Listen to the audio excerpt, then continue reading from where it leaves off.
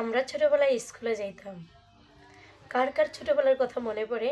বর্তমান অবস্থাতে আমার অনেক মনে পড়ে। কারণ আমার মেয়েরা স্কুলে যাইতো, তাই খুবই মনে পড়ে। কিন্তু সত্য কথা বলতে কি, আমার মেয়ের কোনো বন্ধু নাই। কিন্তু আমার ওই মেয়েটার সমান অবস্থা থাকতে আমার অনেকটি বন্ধু ছিল। বন্ধু বলতে কি, মেয়ে, ছেলে মেয়ে সবাই উভয়কে আমরা একসাথে স্কুলে যেতাম গ্রামের বাড়িতে।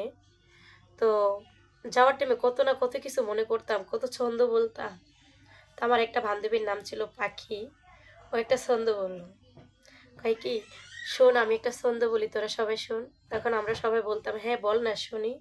ও বলছে কি, ফুল ফুল বেদনা ফুল ছাড়া বাঁচি না, যদি ফুল নিতে হয় আমাকে ভালোবাসা দিতে হয়।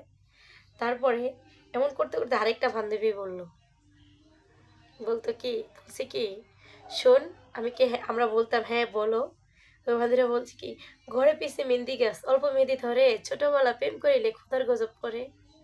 আরেকটা বান্ধবী ছন্দ বলছে যে, আল্লাহ কি বলছি সেটা, শুধু গজবই না পড়ে, কত না কিছু পড়ে।